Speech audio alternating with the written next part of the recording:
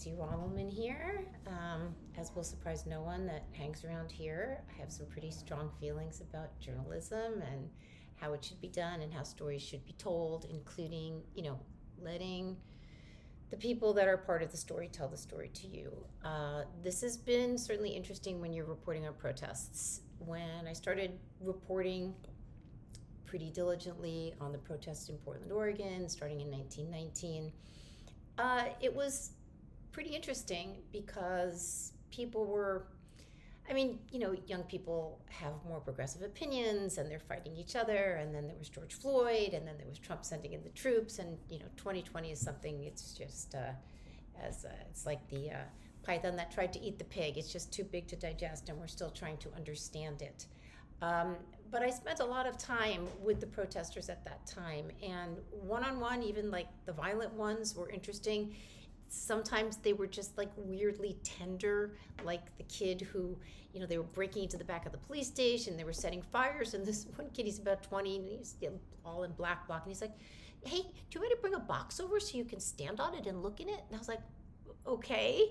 And, I had some Antifa people agree to let me interview them. Something has happened in the past couple of years, and I don't know if it's because, the protesters got momentum up and whatever was feeding their rage. It was Trump, and then it was George Floyd, and then, it's Roe v. Wade, and it's Ukraine, and it's COVID, and since last October 7th, it has been Israel and Palestine. I've noticed something happen during these particular protests, and I'm not sure if it is due to the fact that people have been protesting so long, sort of the same kinds of people, but they're just changing their missions, or if there's something endemically different to this particular struggle. So I've been to Israel. I have reported on, spoken to people whose children were kidnapped on October 7th who are still missing in the case of the two mothers I've spoken to. And, I let them speak for themselves, and I bring the stories, and it's weird. Obviously, some people enjoy reading them, and that's fine. But then you get other people that are coming on your Twitter page or coming personally and saying, those crisis actors. And I'm like, really? And I'm not just talking like one or two people. I'm talking like a movement of people that, because they are on a side different from what they perceive your side to be, just can come up with the most, really crazy ideas. Because they can't, maybe if I'm looking at it broadly, because they can't actually let the terror of that idea inside. They can't say like, holy shit, you're asleep at 7 o'clock in the morning, and all of a sudden there are guys with guns shooting your parents, and you're 7 years old, and they blow your eye out, and then they, you're either killed or you're sitting there without your parents. It's just too horrific. We can't have that happen and feel okay. So we are then going to make, in this case, we're going to make the Israelis the bad guys, whether it's a baby, a toddler, women, it doesn't matter. They're bad. And the guys that came in, we're going to historically understand that we feel that they're in the right. And so no matter what happens, no matter what evidence we're given, they cannot be given any quarter. They cannot be shown any mercy. They will be cast as the bad people. I realize I'm simplifying this, but just stay with me here. So this is obviously not the way I think most people look at the world, but some people do in order for their cause to be supported. Okay. I went to the DNC and reported from the DNC in August, and that was an interesting situation because what was supposed to be like the big firework finale, like we've been protesting since October 7th, and then school was out and we couldn't really protest on our campus for a while, but now we're all going to come. And I spoke to people beforehand, and they were like, we were having 30,000, we're going to have 50,000, maybe 100,000 people are going to come, and they were very organized about things, and they were really quite sure that this was going to happen. I got there, and that was not the case. We're talking 2,000, 3,000. It was weird, man. It was certainly not pleasant for the organizers. They sort of became, I say they became this only because I saw some of them really act up on camera and get super, super aggressive almost violent with people that were challenging their position, pro-Palestinian positions, and not agreeing that Israel is a genocidal colonist society that murders everybody. I mean, I had people telling me, they're IDF takes great pleasure in murdering, especially children, by amputation. I'm like, okay. But it was pretty tamped down, man. And I thought, okay, there's some activist fatigue. They've been doing this in various forms for 4 years. Yes, this one had a lot of drive, man. It had a lot of drive, right after October 7th and on the campuses, and we've seen it. And there are some organizations that are not violent at all. They are working for the changes they want to see, and that's legit, and they're interesting people to talk to. I have to say, and I'm surprised a little bit at myself for saying this, that the protests I saw today on the anniversary of the massacre in Israel were not interesting. They were not interesting because the people that were doing the protesting, this is very, very normal in terms of the percentages. There were about, when it started down on Wall Street, because it moved, like Wall Street, City Hall, in the Village at Washington Square Park, 14th Street, all the way uptown. It's probably still going on now. It's 7:14 p.m. right now in New York City. About 600 people. About 600 people right by the New York Stock Exchange. I'd been there before for an earlier protest there before, which got a little bit violent. Wasn't getting violent, but there was absolutely no listening on anybody's part. There were about 600 pro-Palestinian protesters and about 8 young pro-Israel protesters. So it's not really a fair fight, so to speak. The incuriosity, and I'm sorry, in my opinion, the cruelty that the pro-Palestinian protesters were showing was pretty stark. You had what seems to me to be the obligatory girl with the little rubber piggy going up to the cops, who are just like, they kind of know how to work these things now. There's like 600 of them, or not 600, 150 of them. They're just like standing there waiting for something to happen. And she goes up, kill yourself, squeezing the little piggy. And I'm like, I've been seeing this for 4 years. It's like, what is this accomplishing? There was one guy, he had a friend with him. He was holding up a little Israeli flag. And there was a guy who had a big scarf and like heart-shaped glasses, like covering him so no one would see him. Because God forbid, in this, massive protest with 600 people, screaming that, Americans and Israelis are killing Palestinian children, you should see one guy with an Israeli flag. And I said to the guy that was holding up the sheet, I was like, why are you covering him? Why don't you let him speak? Of course, he won't say anything. They just will not talk to you. I went up to the head of something called In Our Lifetimes. It's funny because because they won't speak with you. They, they're not authorized, so they want you to just talk to the head person who's authorized. I was like, well, where is this person? They said, well, she's going to be the girl over there, and you're going to know she's the one in charge. And indeed, I did, because she was going around and she was moving.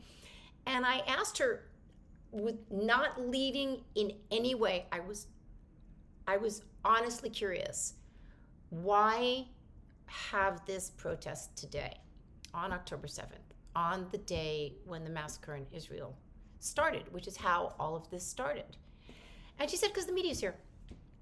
Okay, I guess not wrong, but I wonder, and I'm sorry if I'm repeating myself, not once in any of these protests that I've been to, whether they've been since October 7th, on the streets of New York, or whether it was in Chicago or today, not one time did I hear anybody mention the massacre in Israel. It's just like, we can't acknowledge it. It doesn't play into what we feel we're accomplishing. And let's talk about that for a second. If you chant same slogans, and I guess this is normal, protest movements have the same slogans, though a friend of mine I was with today did say, after we listened to some sloganeering for 75 times in a row, I'm like, are they trying to be incantatory and like put a spell on themselves? Or do they think if you yell the same thing 76 times, something's going to magically change? He's like, you could ask ChatGPT to maybe write something a little more interesting. They do it in a moment of seconds. Anyway, what has changed? What have these movements changed? How have they moved the needle? Do the people in Washington or local representatives take these seriously? Are they working for change? Or are they working to continue this sense of doing something in the streets? It makes them feel as though they are part of the solution that they want to see. If it is the latter, and let's be generous and say they actually do want to work toward a solution. It's not just about like getting out there and trying to like, it's about really, really wanting to make the change. Not being performative about it, but actually wanting, then that has to be a frustrating position. Because not really anything has changed, right? There's no solutions. We're not really getting solutions from our leaders. People are still dying. The hostages have not come home. So what is all this for? Is it just for themselves? Okay, and the second thing I want to say, which is what really surprised me, as a good journalist, I want to be interested in everybody's story, and I want to be interested in how they tell it to me and what I see. It gets a little bit hard when they won't talk to you, which seemed to be a thing in Portland too, right? They just want to they don't want to answer questions. They don't want to be filmed, but of course they do want to be filmed, and they're filming themselves. It's performative. Let's admit that. Okay, but I'm there. I'm part of the person that's documenting it, so I'm feeding into what they want. I want to. It's not objective so much, but I want to paint a picture for you so that you can make certain decisions.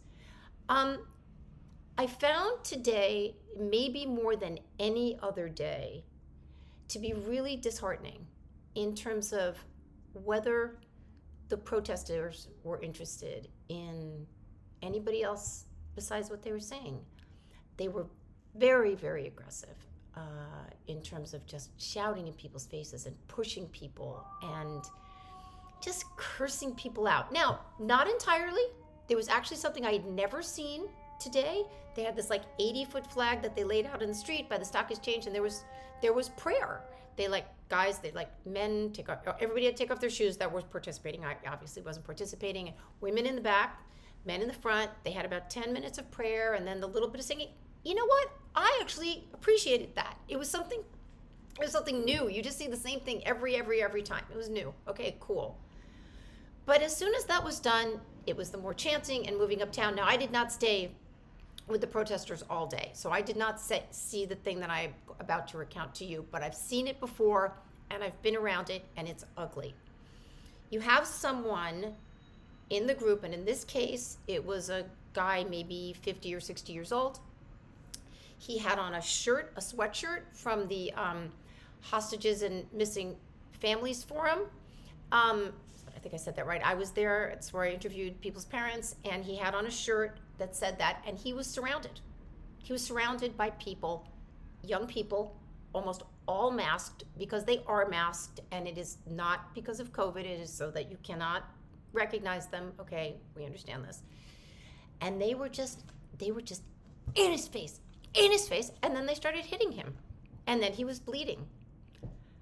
This is not okay.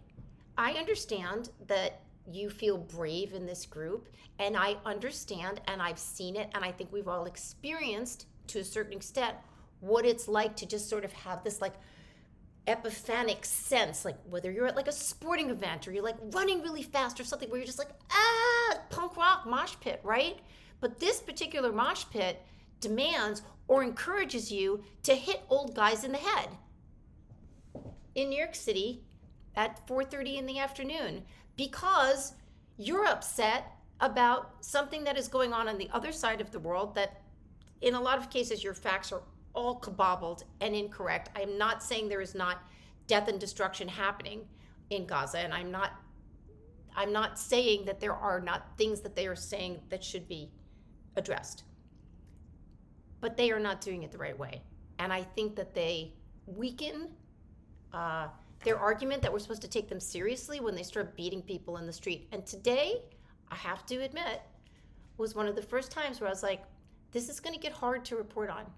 This is going to get hard to report on if you're only sloganeering and then getting yourself in such a pre-orgasmic frenzy that you start to beat people and think that it's cool. I don't think it's cool. And I don't think it is productive. And I don't think it's going to get them what they want, unless what they want is to just keep protesting. Anyway, I'm going to be writing a bit about this. Shocking, right? And thank you for listening to this. And I really, you know what I really, now I'm going to get emotional here. You know what I really wished that woman from In Our Lifetime had said, or anybody had said today? It's a tragedy. We're here today because we were living through multiple tragedies, and a tragedy that started a year ago today. And though we might be on opposite sides of the political spectrum, or however, views on what's going on, we're going to take a moment to honor the people that were lost, all the people that were lost. And if you reach across and do that I would have respected. I didn't hear any of that today. Not at all. Okay, thank you.